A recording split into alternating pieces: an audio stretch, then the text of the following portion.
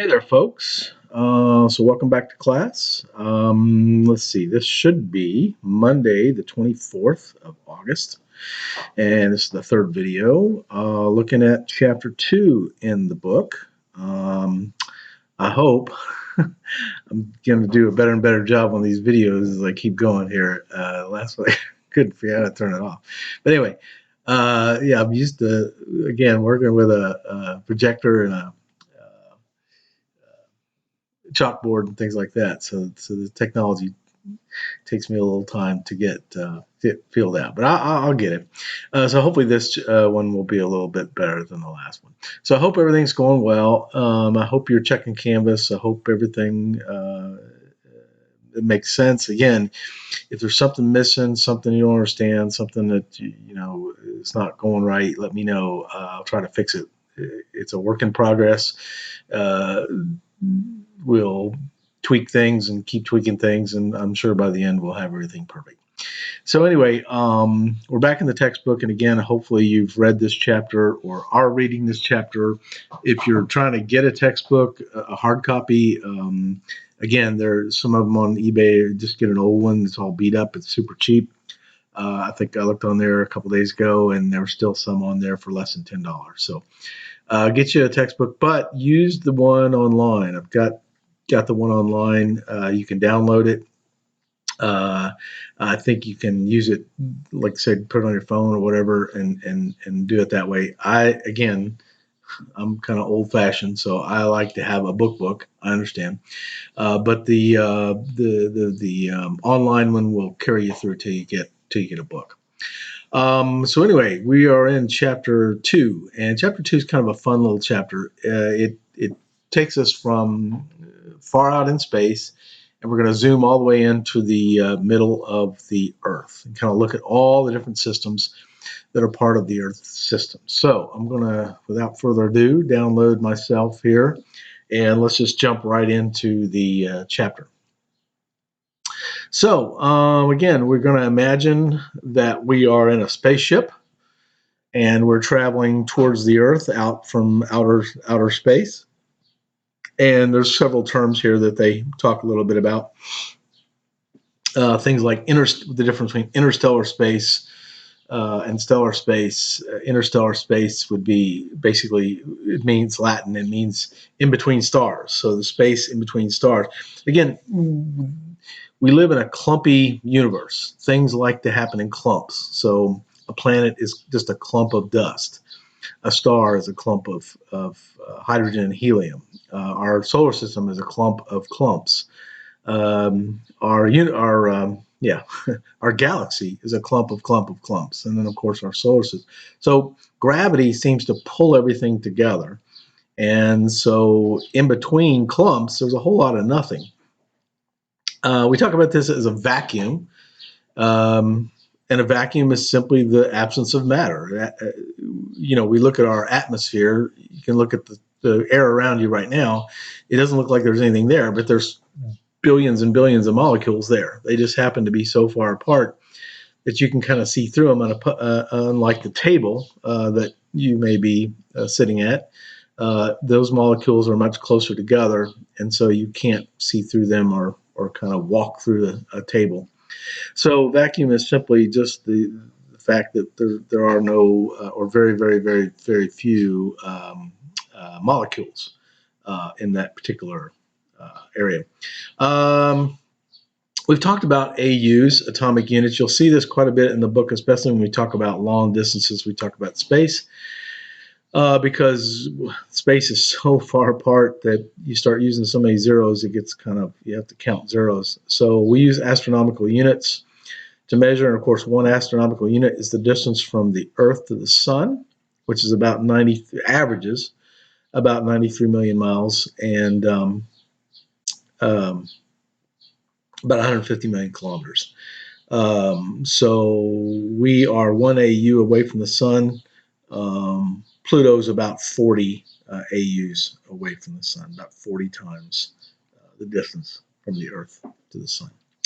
All right, let's get in our spaceship and start coming back towards the Earth. So one of the first things we will hit is what we call the inner edge of the Earth, or the Oort cloud.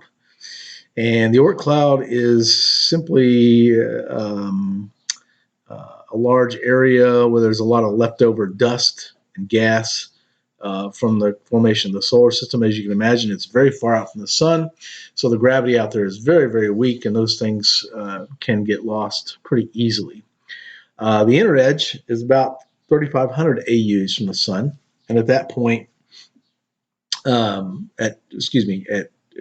AUs, and then at a distance of about 200, we hit something called the heliosphere. And the heliosphere is technically what we think of as kind of the edge of the solar system.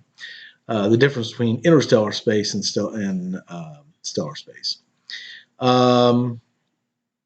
It is basically anything outside of that is out in space, and kind of anything inside of that is kind of defined as the part of the solar system. Then, at a distance of about 30 to 55, we run into the Kuiper Belt. The Kuiper Belt is kind of the area outside of what we think of as the actual planets. It's kind of a bunch of leftover rocks and leftover big chunks of rocks, like Pluto and Eris, and there's hundreds of other big rocks about the size of Pluto in the Kuiper Belt, which is why Pluto kind of lost its status as a planet. It just happened to be the closest big rock that we found back in the 50s, and called it a planet. But when we found more and more and more of them, we realized, in fact, Pluto is not technically a planet, but is part of these objects in the Kuiper Belt.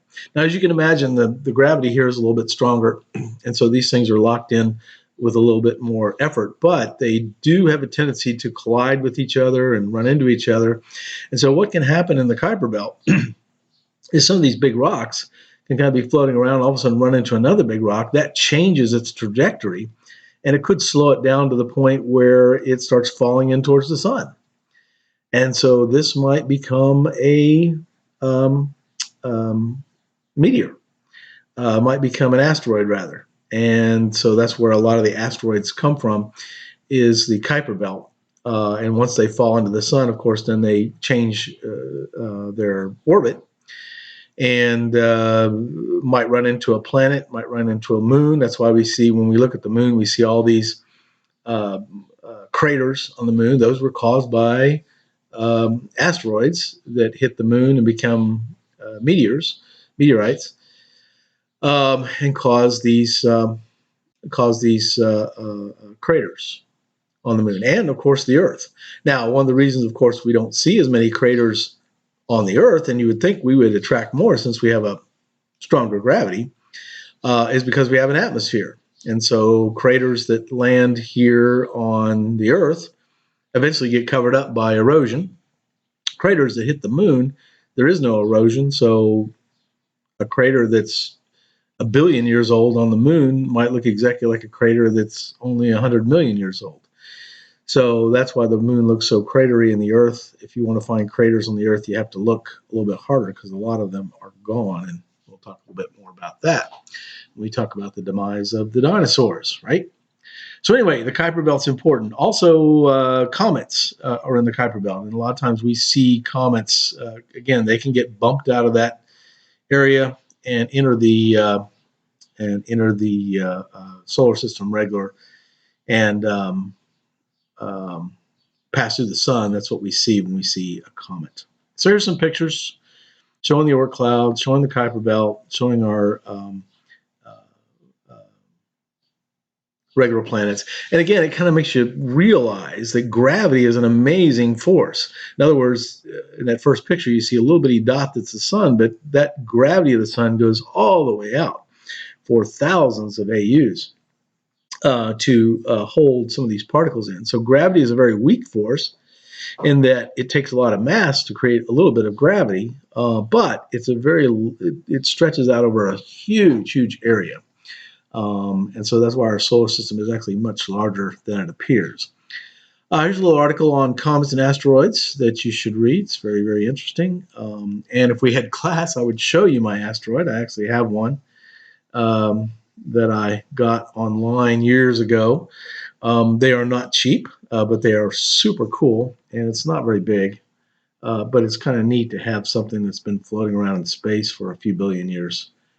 And I'll try to get a chance to show it to you if we ever get a chance. So let's look at the planets now that we're closer in. Um, uh, Planets like Earth can have what's called a magnetic field. Now, not all planets have a magnetic field. For example, Mars does not, because the magnetic field is created by what's inside the Earth. And we'll look at that in a minute, but it's the fact that we have a solid core and a liquid mantle or liquid um, uh, outer core. That spinning action causes the magnetic field to form. Now, Mars, a long time ago, did have a magnetic field, but Mars has cooled off. So its core, its inside of Mars is just a big rock now. There's no liquid center, as it were. And so Mars, even though it had a magnetic field at one time, lost its magnetic field. And we're going to see why that's really important later on. But in essence, if you lose your magnetic field, that's kind of protection against a lot of the cosmic rays from the sun. And once the cosmic rays started hitting Mars, it stripped it of its atmosphere. And once the atmosphere is gone, you lose all your water. Once you lose all your water, vegetation dies, everything's gone. So Mars, we know, had rivers. Mars, we know, had lakes. Mars had oceans. Mars had volcanoes. Mars had all kinds of stuff that the Earth had billions of years ago. But as soon as it lost, as soon as it cooled to the point where it lost its magnetic field, it lost all those things. And so today, of course, Mars is just a red rock in the atmosphere, in the was one of the planets. So again, we'll talk more about that when we get into some of the other aspects. But that is the magnetic field. It's really important. So read about some of that stuff and try to understand. Again, if you've got questions, send me more questions. But here you can see sort of a illustration, a diagram of it, of how it works.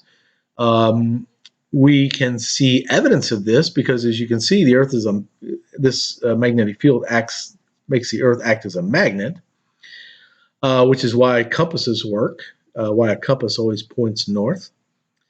And those cosmic rays, that cosmic energy, is protected from the Earth, except for the point where this magnetic field kind of comes back to the Earth, up in the North and South poles. And so we see evidence of this when we see the aurora borealis, or if you're in the southern hemisphere, you would see the aurora australialis.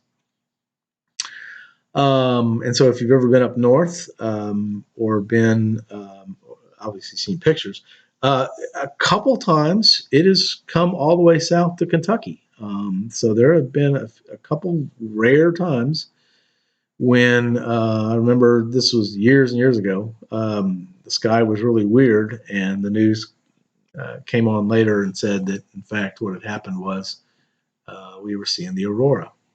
But if you want to see it really cool, my son took a trip to Iceland. It's got some really great photographs of the aurora, and I want to go to Iceland so I can see the aurora. It's really cool. But it's basically just where these charged particles, this energy is kind of getting into the Earth's atmosphere, reacting with the gases in the atmosphere, and depending on what gases are reacting to, determines the color. Sometimes it's green, sometimes it's red, sometimes it's orange, sometimes it's yellow. So it's kind of cool. All right, so we are now in the atmosphere, and of course the Earth, our atmosphere is made up of gases. Again, even though we can't see them, they're there. Most of the atmosphere is nitrogen, 78% of it. So when you take a breath right now, every time you take a big deep breath, you're breathing in just a little bit of oxygen, only 21%. Most of what you breathe in is nitrogen. And then the last 1% are things like carbon dioxide and methane and ozone and argon and stuff that is not in very high quantities. So that's our atmosphere. And as we come in, the atmosphere is very, very thin. We're way up high above the Earth. The atmosphere is very thin because there's not the gravity of the Earth just can't hold on to it as much. So the molecules are very far apart. higher up in the atmosphere. And as you come closer and closer to the Earth, the atmosphere gets thicker and thicker. The molecules get closer and closer together. If you've ever climbed Mount Everest, and I'm sure most of you have, you know that as you get to the top or get close to the top of Mount, I'm just kidding. As you get close to the top of Mount Everest, the air is getting thinner, and you've only got about a third of the oxygen that you normally have. So this causes real problems, as you can imagine, for people trying to climb Everest. And a lot of people die just from the fact that they get up there and they can't breathe. So a lot of them climb with what we call supplemental oxygen. They take their oxygen with them. Is the only way they can climb Mount Everest. So here's some diagrams of what our atmosphere looks like way up high. One of them looks at pressure, one of them looks at temperature. So as you can see, the pressure is kind of a curved line. As you get closer and closer to the ground, the pressure increases more and more and more until you're standing on the ground and you now have 1 atmosphere of pressure on top of you, which is about 60 some odd pounds. So just standing on the ground, you're holding up about 60 pounds of air. And if that was all gone, if you were out in space, it's likely that you would explode because your body is pushing back against that 60 pounds. And if there was no 60 pounds of atmosphere pushing you in, you might, in fact, explode. So astronauts out in space need to have a space suit, which simulates the pressure that they would get from our atmosphere. But look at temperature. Temperature kind of goes all over the place. It gets really, really cold way up higher, up in the atmosphere. But then actually the temperature starts to increase and then decrease again and then increase. So there's kind of some weird things going on. It has a lot to do with not just the fact that a molecule has energy, and that's what when we say something is hot, right? The pan on the stove is hot. Hot really is kind of a misnomer. Things are not hot. They simply have energy or they don't have a lot of energy. And so that pan, those molecules in that pan have a lot of energy. And if you touch that pan with your molecules that don't have a lot of energy, it can cause some problems. And that's what we mean by getting burned. So these molecules, even though there's a lot of energy, there's a lot of heat higher up in the atmosphere, can be. If you were there, you would feel very, very cold because there are just too few molecules in the atmosphere to exchange heat. That's how we get warm, right? We get warm because molecules in the air bump into us and heat up our molecules. And so you can imagine if you're in a place where there's not a lot of molecules, even though those individual molecules are very hot, they have a lot of energy, there's so few of them that you would still kind of freeze to death. So it's good to stay closer to the ground where we have lots of molecules and they can get warmed up by the sun. So that's kind of an explanation of that chart, which is very interesting. Then this next section here talks a little bit about basic characteristics of the Earth. So now we've gone through the atmosphere and we're standing on the Earth and we're looking at the Earth as a system. Again, I've talked about systems. We talked about we have a solar system. We don't always talk about the Earth system, but the Earth is a system just like the solar is a system. And we're going to look at just the Earth as a system in terms of what it's made of. First of all, let's talk about the Earth in the solar system, where it's located. It's no accident that we are the third planet from the sun, and we're in an area called the habitable zone. Or you may do some reading, and they actually talk about the Goldilocks zone. So if you remember Goldilocks, Goldilocks was the little girl who pesters some bears, and the bears go out for a walk, and she invades their home and starts eating their food and sitting in their chairs and sleeping in their beds. But notice in the story, every time when she eats the food, one of the bowls of porridge is too hot and one is too cold, but one is just right. That's the one she eats. So that's what we mean by the Goldilocks effect. Earth happens to be in the place in our solar system that's just right. Not too hot, not too cold. And it's a place where water actually has its 3 states. And we think that's essentially the Goldilocks zone or the habitable zone, where you can have water as ice, you can have water as a liquid, and you can have water as a gas. And that water seems to be what is makes life able to exist.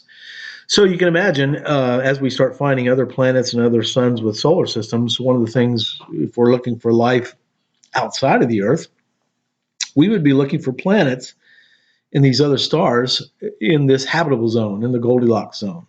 Planets that aren't too far away from their suns and are not too close and may have water in three states. And so that could be a place where other life might be, although we haven't found that yet, have we? So that's a very interesting thing, and it's going on today. I mean, we're actually physically or actively looking for other planets that may be like Earth in that habitable zone. That's another reason why we're looking at Mars, why we want to travel to Mars and kind of learn, did Mars have life at one time? Mars we know had water. Mars we know had an atmosphere, and so it's possible Mars still has water, but the atmosphere is pretty much gone. But was there life there before? Was there something living in the rivers and the oceans on Mars? Very interesting stuff. So our planet itself is made up of water and earth. We'll get into more detail later when we start talking about plate tectonics as to how the continents rather came about. But about 70% of the Earth is water, and only about 30% is landmass. And that changes a little bit we're going to see. If global warming continues, we may have more surface water on the surface and less landmass, and so that has varied over the years. There's some information here about the oceans, and we'll talk about that in more. But go ahead and read that now, but we'll talk about it in more detail when we get to oceans. Here's a map that looks pretty familiar to you, a map of the Earth. We'll talk about mid-ocean ridges and deep ocean trenches in more detail when we get into the next couple chapters coming up. And what the Earth is made of. Of course, that's kind of the whole point of some of the book. So here are some of the materials of the Earth. It may come as a shock to you. One of the main elements in the Earth is oxygen. We think of oxygen as being a gas that we breathe, but in fact, you're walking on quite a bit of oxygen right now when you walk along the face of the Earth. So it's very interesting. So let's talk a little bit more about going into the Earth. We don't need to worry about that too much. The Earth has layers. Now, how do we know this? Well, we know the Earth has layers because when we started studying earthquakes, we learned that the earthquakes are putting out energy.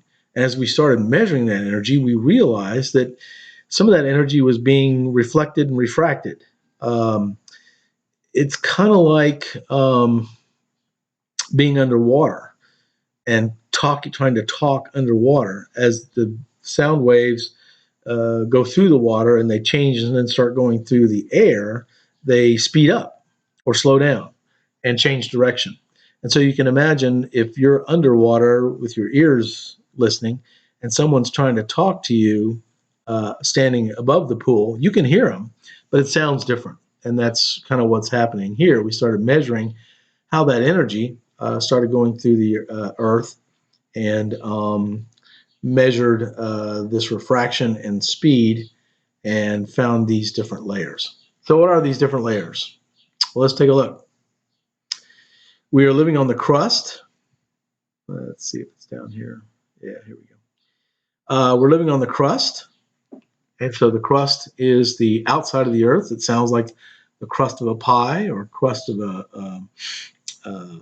something like that. And so, of course, it is solid. Trying to get to we're talking about the crust. So it is solid rock. And we've only dug down a little bit through the crust. So we've not gone through the middle of the earth. As you can imagine, for a long time, people didn't know what was in the middle of the earth. All kinds of stories. Jules Verne wrote a very famous story back in the 1800s about journeying to the center of the earth and finding a whole nother race of people living down there. And there's even some really great movies. But now we know that's really not possible, because once you get past the crust, which is solid, you would run into the mantle, which is not solid. So as we're going deeper and deeper into the earth, it's getting hotter and hotter and hotter, until finally, by the time we get to the mantle, the heat is so great that that rock is melted. And so we see this when we see volcanoes, don't we? A volcano is basically a hole in the crust, where the mantle, in the form of lava, comes out, and that gives us a pretty big clue as to what at least the upper mantle probably looks like.